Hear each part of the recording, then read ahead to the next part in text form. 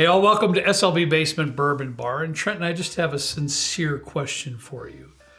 Jack Daniels, world-renowned USA distillery. Am I wrong or am I right? I mean, world-renowned Jack Daniels. I had to think first. You used a big word, renowned, and I'm just not used to those big words at this point in the day. Yeah, I think they do pretty decent stuff. Yeah.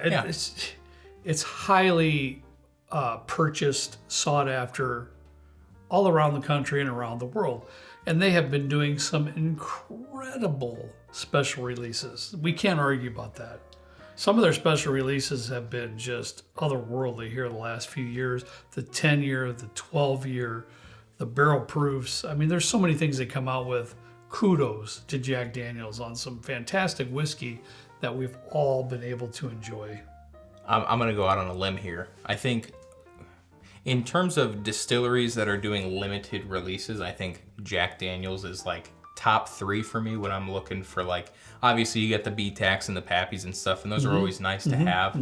But the last couple years for the twice barreled rye that Jack Daniels did, the single malt, the 2022 rye, and there was another one, the Coy Hill. Sure. Solid. And the 10 and the 12 year. Incredible stuff, honestly. So thank you, Jack Daniels, honestly. So the point of the video today, as you all know, with SLB Drinks, we don't delve deeply into history and all. I mean, we're pretty much here having a good time. Am I right, Trenton? That's what we do. Yeah. It's a father-son thing. We're having a good time, and we're speaking to all of our friends in the basement at our bar, and that's what we do. But I want to spend just 2 minutes on a little bit of history. Jack Daniels, the person, Jasper Daniels.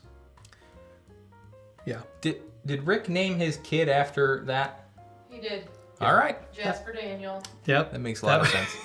That would be my wife's brother. He loves Jack Daniels, and he named his eldest son Jasper Daniels. I did not know that. For that reason. And Johnny is Johnny Walker. Yes, and his second son was named Johnny Walker. I'm learning a lot about our First family name, dynamic here tonight. But anyways, to get back on track here, you can always leave it to Trenton to pull us off track, but to get us back on track here, Nathan Nearest Green was the very first African-American head distiller in the United States of America. Oh. And he personally mentored and had a very close relationship with Jasper Jack Daniels. That's cool. I didn't know that. It's extremely cool. And he was a lifelong head distiller for Jack Daniels. And it's an amazing story. We don't have the time on this video to delve extremely deep into that story, but I urge you, I really do. It's a beautiful story. If you go to Uncle Nearest at their website, there's even a video on there that I watched in completion. That's wonderful. It really is. It's only 5 minutes, maybe, if that. And I beg you to do that because we will put it in the description. Yeah, it's amazing, honestly, Trenton. And Nathan Nearest Green, who lovingly is called Uncle Nearest, right? Okay. Right. So his I'm going to try to get this right, great-great-granddaughter, and I've got to look. My apologies for not remembering. Victoria Edie Butler is the 5th generation descendant, and she is the master blender of Uncle Nearest. Currently. Oh, okay. Cool. Currently. Now, Uncle Nearest is known as the founder of Tennessee whiskey. For the folks out there that might be a little bit new when it comes to bourbon and or whiskey, Tennessee whiskey or the Lincoln County process is what I'm trying to remember. I do know that part. Yeah. So and all this whiskey here from Uncle Nearest has been filtered through sugar maple charcoal, as noted in the Lincoln County process. So it's labeled as a Tennessee whiskey. There's arguments all over the place between Jack Daniels, Uncle Nearest, I'm sure everything. What's bourbon, what's not. In my opinion, honestly, guys, who cares? That's me, though. Hot take today. That's me. I know there's those out there, and I've had conversations with you, and you know who you are, that will die on that rock that it's a Tennessee whiskey. It's not a bourbon. It's this, it's that. That's why I don't like, I like, whatever. You all know I enjoy all kinds of whiskey, and that's all I care about. Is it good or is it bad? Is it something that I want to taste? With that, I will leave it on you. I asked you to look up on your phone. I'm pretty sure that I did have Uncle this. Nearest is one of the top, if not the top awarded distilleries in Tennessee for Tennessee whiskey.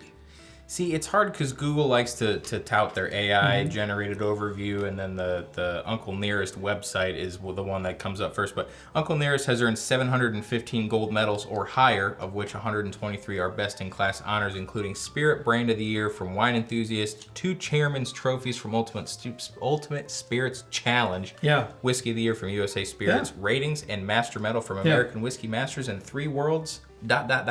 Incredible, right? That's pretty Incredible. So, long story short, thank you for going through that with us. I know we normally don't spend that kind of time on our channel for all the history, but I think it was appropriate here, and I think it's fantastic. I urge you to look into it more deeply than what we have here. The only bottle that's ever been on one of our shows is this one right here, a long time ago. I was going to looked it say, up. yeah. It was in a grouping of bottles. Okay. Okay? So it's about time, in my opinion, that we do a distillery review of Uncle Nearest whiskeys. Did we do that in the video with the David Nicholson 1847? I do not know. Okay. I could not tell you that. And I'm just going to be honest with you. I don't think... Was I in that video? Was it that long ago where it was just you? Yes, Oh, it was just you. correct. Okay. It was so that long ago. I don't honestly know that I've ever had Uncle Nearest products, Perfect. I which love is that. neat. I didn't even know they did a rye. I love getting Trenton's raw take. Ooh, that's On a dangerous. whiskey, That's so- dangerous. I'm looking forward to this. I'm going to hand you your glass here, buddy. This is the 1884 from Uncle Nearest. Okay. This is going to run you about 40 bucks. Oh, pretty affordable. 40 bucks, $45. And it's 93 proof. Now, with Uncle Nearest, I tried to look there. I can't find any mash bills. It's undisclosed, and it's non-age stated. But from what I gather, all of these up here on the bar top could be between 4 and 6 years Yeah. Okay. in age. It was $40? 40 bucks. Okay. 40 bucks on the first one. It's got this, like, the peanut shell type of a thing going on the nose. This is small batch. I think it's like, small batch whiskey. Sorry, what was the proof again? 93, 93. Okay. which I enjoy. I'm happy that they didn't go right to like 80 proof. You know, that really low proof. I really dig that 93 proof level. 90. Now, I don't know, honestly, that I've ever been a huge fan of just like regular Jack Daniel's number 7. I know a lot of people use it in like a Jack and Coke and everything, and that's fantastic. I agree. I just don't know for me personally that I would just drink that like kind of straight. I'm very curious with an extra, I think Jack Daniel's number 7 is 80 proof. I imagine so. It is. So this is not, 13 proof higher? So I'm interested to see how those, for me, because number 7 has a really kind of a raw, like that sugar maple mellowing thing that they do is like very apparent for me in number 7. And I don't particularly care for it. And I agree with everything you just said. Here, I'm getting more of a honey nose, caramel. Okay. You know, it's light.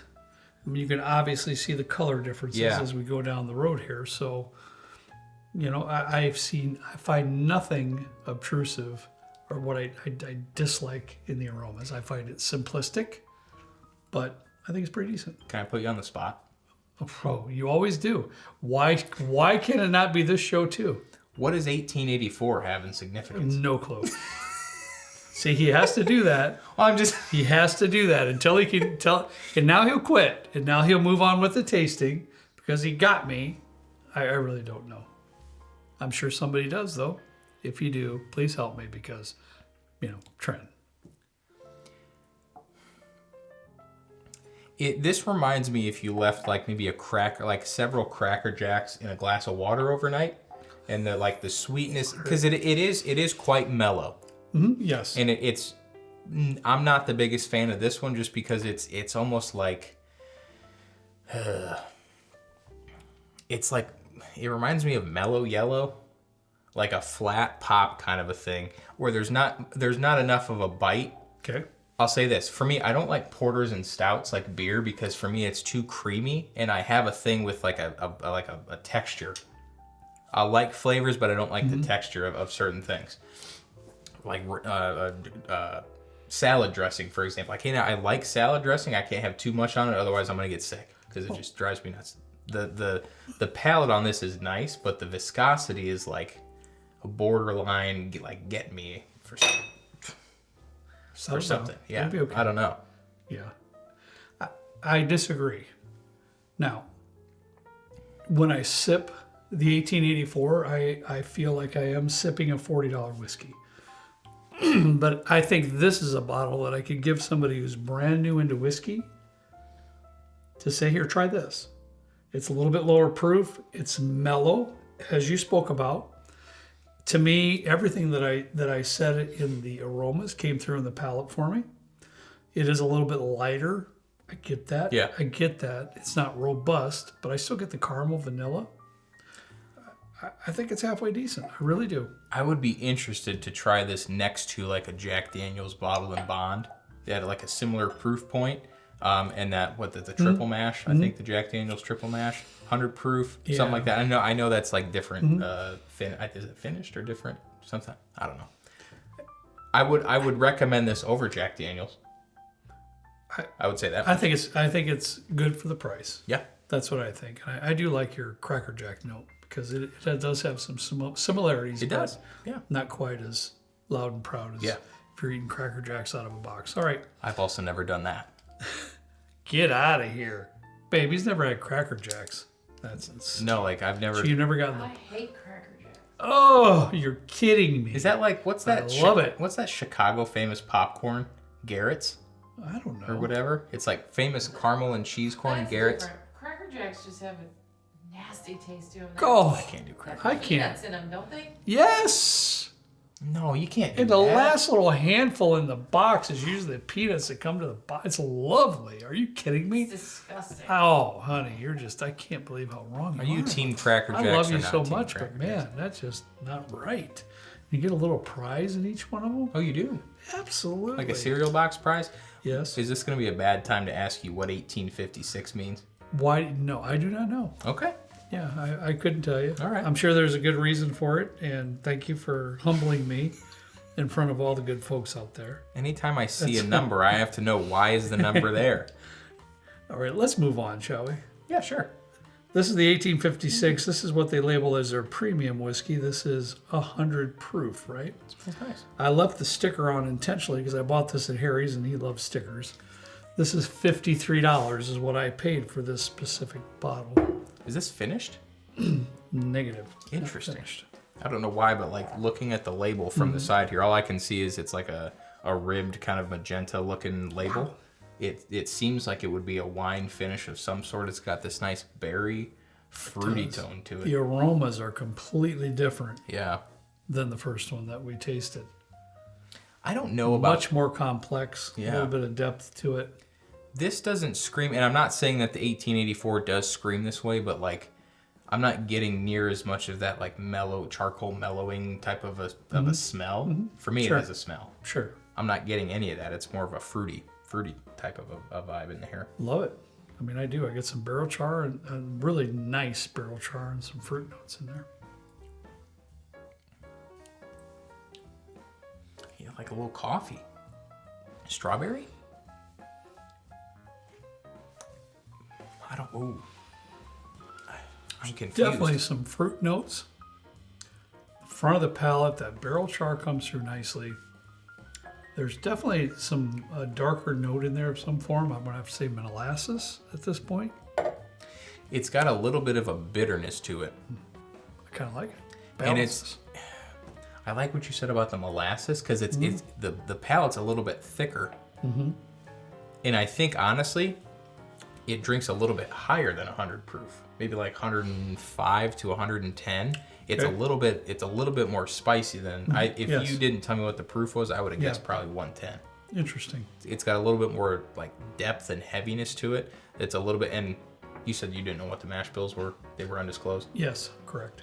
I would be shocked if this wasn't more of a high rye mash bill because I do get a Yeah. little bit of like a peppercorn type of a pepperiness in it.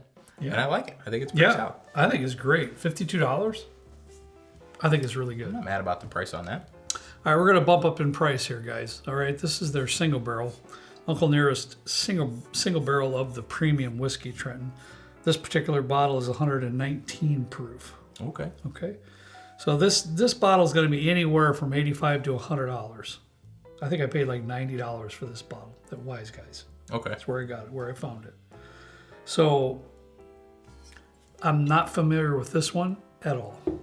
So I'm very interested to see if the bump up in price, shows through here in the glass. I get a little bit of a peanut butter note in here. Ooh, It's like definitely a beautiful nutty note. it's like a peanut butter sandwich. No jelly though, because jelly's nasty.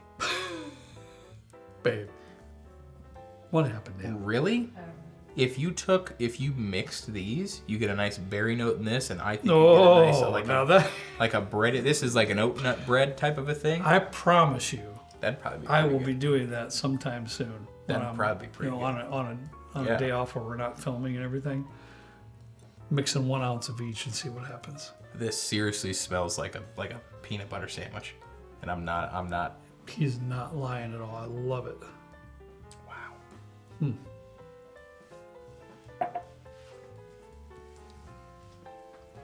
And it tastes exactly like a peanut butter sandwich.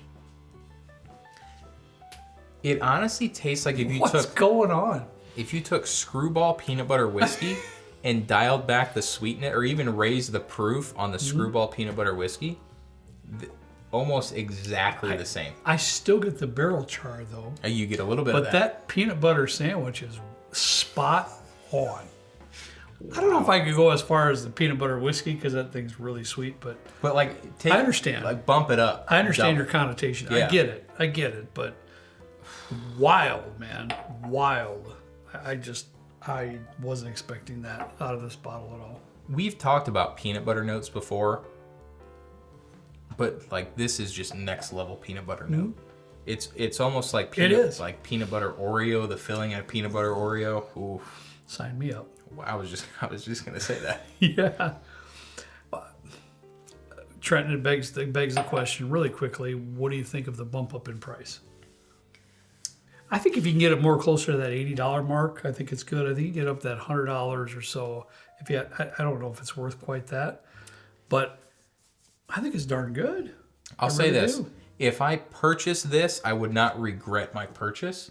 This isn't something that I would necessarily keep searching for. If I found one and I was kind of browsing for something that I haven't had in a long time, I think it's darn good. Wonderful. And I haven't had this much of a peanut buttery type of a vibe in a bottle, probably ever. So it's really nice. I like it. Good. I'm gonna probably eat a peanut butter sandwich when I get home. Good. All right, last but not least, we're going to get into the rye whiskey category. Now, I have to apologize right off the bat to you personally because they do offer a single barrel in the rye product. I couldn't find it. I looked everywhere around our location. I don't know if it's harder to find. I'm not sure. So I apologize we don't have that here to taste. That's fine. But we do have the basic rye release. The rye whiskey Trenton is 100 proof. Look at the price. It's anywhere between $55 and $60. This is a Canadian whiskey. It is sourced. Okay. So it's 100% rye Canadian whiskey. Okay. They source it and then they age it. Doesn't say how long, but they age it more in used Uncle Nearest whiskey barrels. Okay. So it gives you a little bit of an idea what you're tasting at 100 proof. This almost gives me like a very light or like an 80 proof single malt vibe. I didn't know that they did a rye. Really, I didn't know they did much more past their 1884 expression, but I don't get rye from this. I get more fruity. I get more maybe even like a faint single malt barley type of a thing, which is weird because you said it was 100% rye. Definitely fruity. Definitely fruity. No mint, no like pine, no.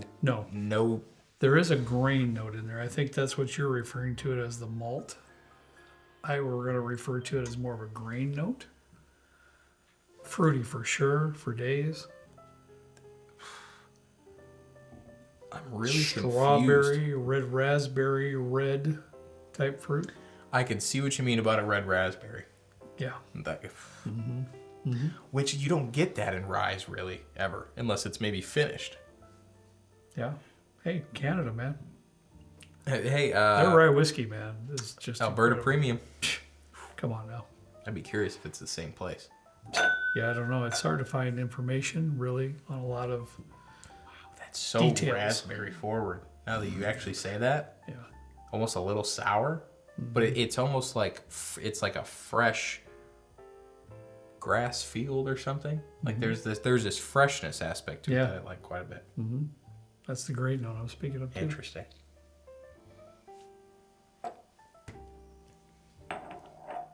What's the price on this? 60 bucks, around 60 bucks. I think it was a little cheaper here, honestly. I think it was Okay. in the 50s somewhere. Honestly, I'm not mad about it. It's interesting because the tail end of the palate gives me like this freshly brushed teeth type of a thing, like almost a fresh mint or like a toothpaste mint kind of a thing. I like it quite a bit. The raspberry that you were talking about is in there, but at the tail end it kind of dials itself down, and then you get more of the like just chewed some fresh gum or something. Yeah. Really interesting. Now, at 100% rye grain, does it surprise you that you got that just brush your teeth type flavor aspect? It doesn't me. I haven't had many 100% rye grain things. I do have a 10-year. It's called Lawrenceburg, I think, is the brand name. I could be mistaken there, but I think it's a 10-year 100% rye grain, and I did not like it. I bought it from Trail several years ago, and I did not like it. Wow. It just didn't have that. It wasn't very dynamic in the profile. It didn't have that barley to kind of play off the rye, but this somehow kind of does. I do like this rye whiskey. I do. My personal preference is I just wish that the raspberry note was dialed up a bit as it is in the aromas. If that was the case, it would be out of this world for me. I get quite a bit of apricot Do you know? in here. Like a lot, especially on the nose. There's a lot of apricot in here, which is really weird from what I've tasted in ryes before. And I'm not a rye expert. I do drink a lot of rye. Yeah. But I do not normally get an apricot type of a thing in ryes ever. I think it's a good quality rye for the money. Okay, we got to bring this to a close. Thanks for all of you to go through this video because I've wanted to do this for a long time. You know that. You have. I mean, know probably you a have. year and a half. So I'm glad we were able to do it. But in closing, what is your lineup of your favorite to your least favorite of what we have here on the bar top today? I would probably go single, but no. Actually, I would not. I would go this one. I do like the berry note that there is in Wow. it. Okay. I will say this is my second. Okay. This is my third. Wow. And this is my fourth. This is really good. Yes. But it's very peanut buttery. And in my opinion, there's not much else going on in it. I would like to see a little bit more of a transformation from the front to the end of the sip.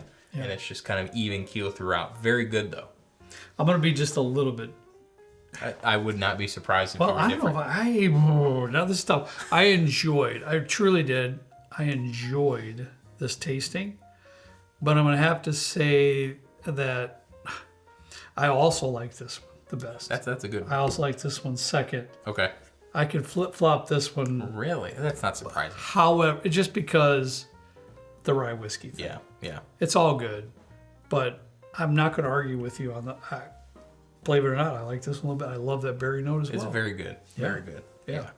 All right. Thanks for watching, everybody. I certainly appreciate it. I urge you, if you want to learn more about the history of Tennessee whiskey and Nathan Nearest Green, I really suggest that you do because it's a wonderful story, and it's just an amazing history ride if you read it of how Tennessee whiskey basically got started and how Jack Daniels took it to another level. Yeah.